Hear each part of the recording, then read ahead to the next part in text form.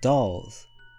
The object that children cherish more than anything when they're little, forming bonds so strong that some even last a lifetime.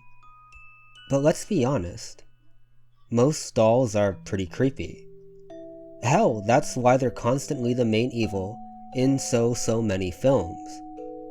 Thankfully, their murderous and possessed doll that terrorizes our main characters are all fiction. Just dumb fun. But what if some of these scenes are realer than you thought? What if some dolls are actually haunted, possessed, angry, and want nothing more than to take revenge on what happened to them? Well, welcome to today's video, where I dive into the two most infamous real-life haunted dolls in history. Dolls that drove people insane, terrorizing the family they belonged to, and even in one case, killing someone that dared to mock them. So if this is something you find interesting, please stick with me and enjoy the two most haunted and possessed dolls in the world. Oh, and if this video is something you like, please consider subscribing. Now, without further ado, let's begin.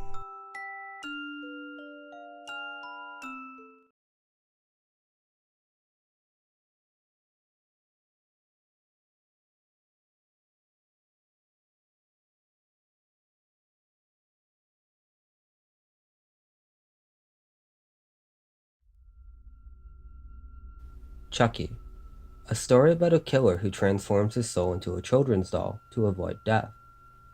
While in this form, he goes on a killing spree, torturing a family and slaughtering anyone close to them. The original film did well, grossing over $44 million, with an estimated budget of $9 million. People loved the twisted and eerie plot of a child's toy being possessed by a murderous spirit. A great idea and plot for a horror film. But what if they had help? What if the film was based off another doll who was reportedly possessed? And like Andy, this doll was owned by a boy who loved his doll more than anything. So much so that the young Otto started to act very odd whenever he was with his cherished companion. During this video, we will dive into the backstory of Eugene Otto and his precious doll Robert, and learn why so many people are terrified to go near the doll to this very day.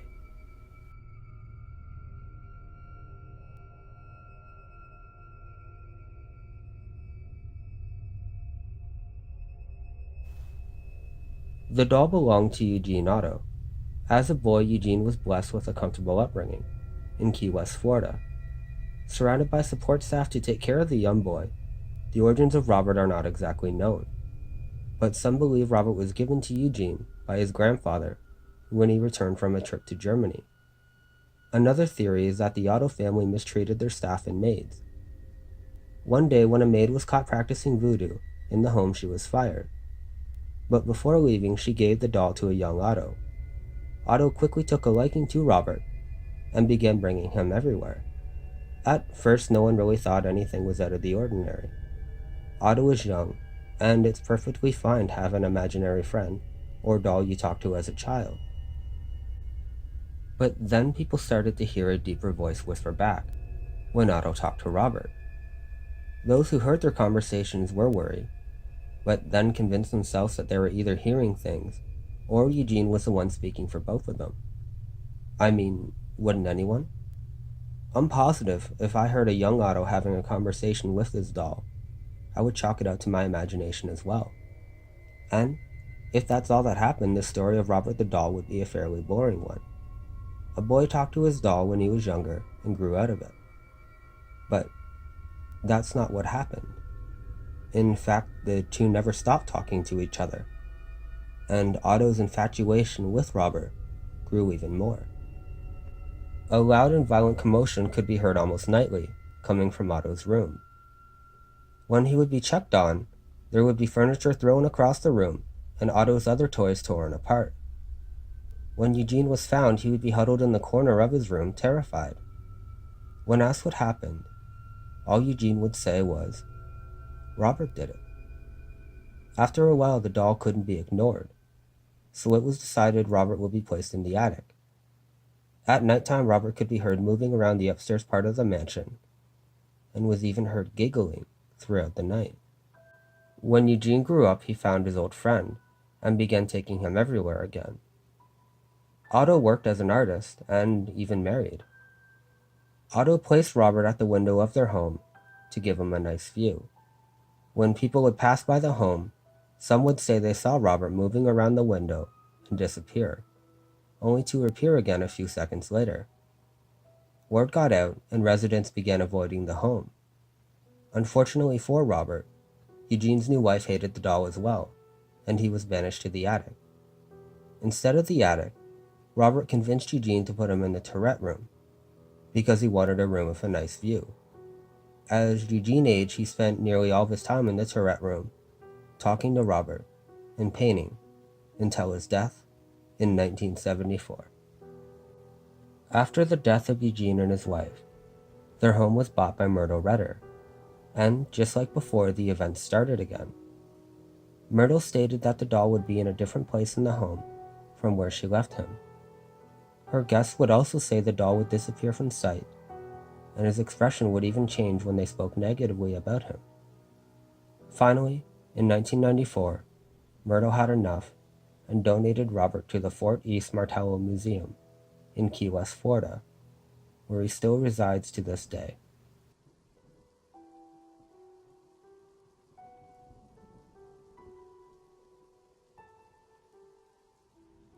Although eccentric to say the least, Eugene was a talented artist, and even designed the gallery at the Fort East Martello Museum.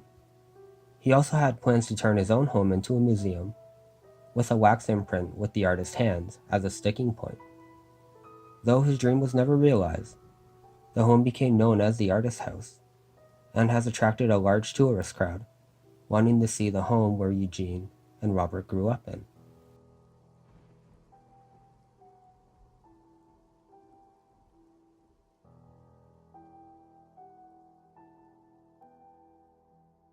Chucky is probably the most famous story based on Otto and Robert. However, my favorite adaptation of the legend would be a movie called Pin. I saw this movie as a child, and it thoroughly scared me. I don't remember the exact plot, but I do remember it following a man who was obsessed with his father's anatomically correct medical doll. Leon names the doll Pin after Pinocchio, and becomes extremely close with his new buddy. Just like with Otto, Leon begins to blame Pin for his violent outburst and other horrifying deeds he commits. There are also other projects based on Robert, including his own, but by checking out the audience score, I would recommend avoiding them.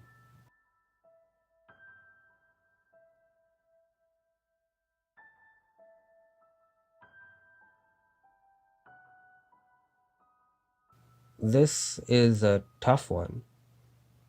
My best guess would be Otto had a mental health problem, or was possibly abused. In order to cope, he gave the doll a personality of its own. At least that's what I think. It still wouldn't explain the other accounts of Robert, and even Myrtle, of course. They could be lying, but why would staff quit if it was all made up? I still think the logical explanation would be Otto creating a personality for Robert, but just maybe he was telling the truth. Maybe there is something much darker behind that cute little sailor outfit that Robert wears.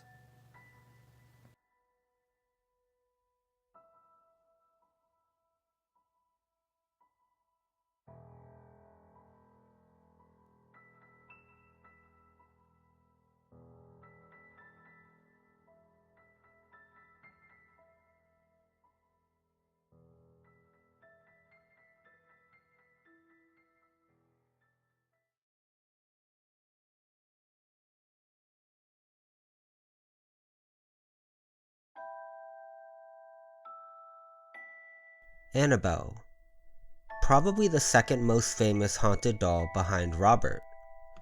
Annabelle has terrified people for decades, and her real story is just as disturbing. as the films the possessed doll is based off of. But there is one thing separating Annabelle from Robert, and that is no matter how scary or cruel Robert's tricks were, he was never responsible for someone's death. Now without further ado, let's dive into the terrifying true story of Annabelle, the doll.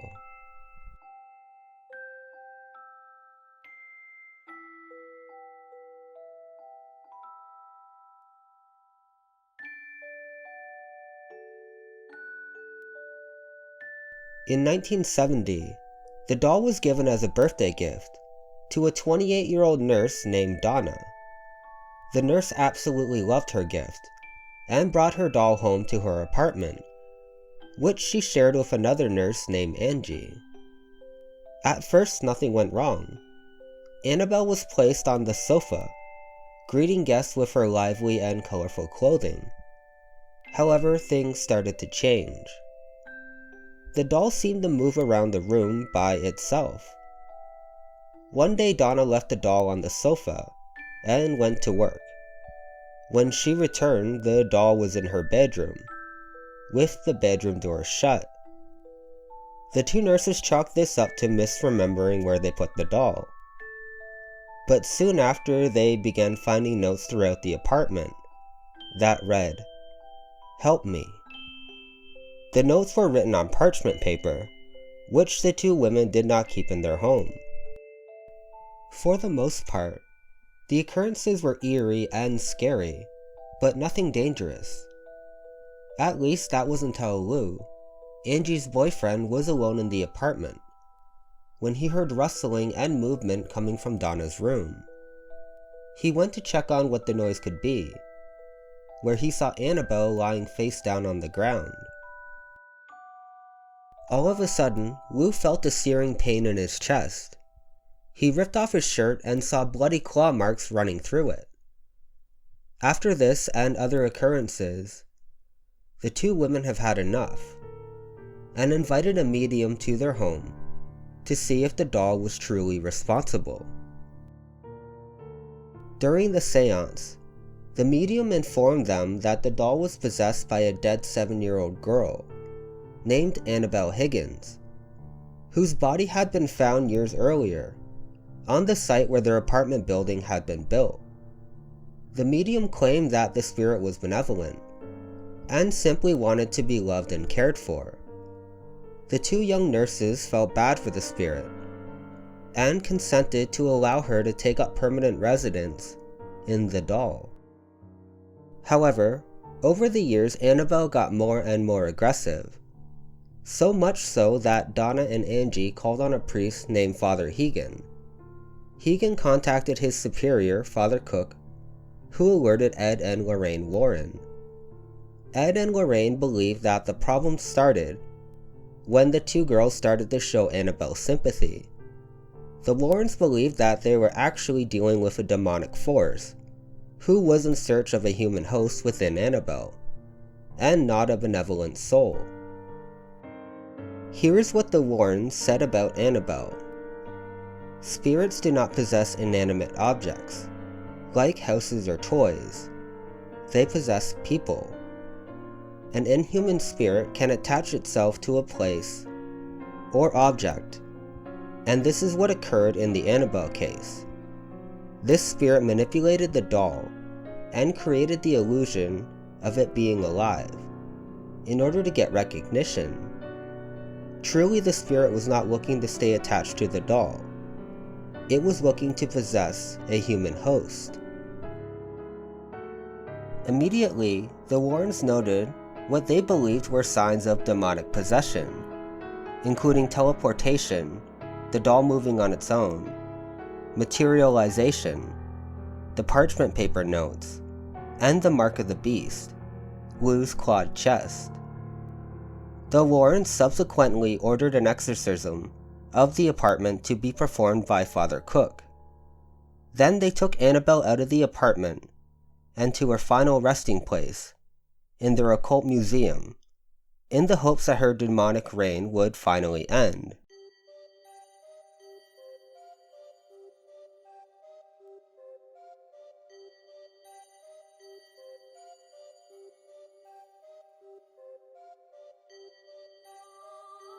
However, it was far from over.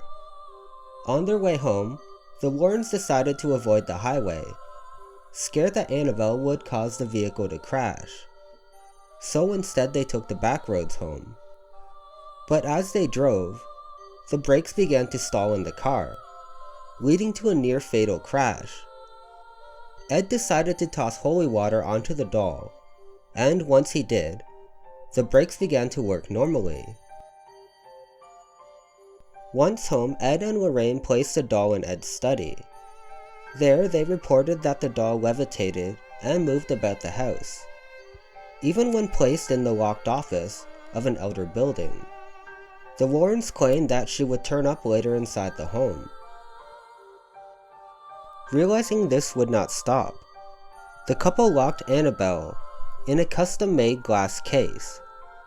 Ed also inscribed the case in the Lord's Prayer and St. Michael's Prayer for the rest of his life.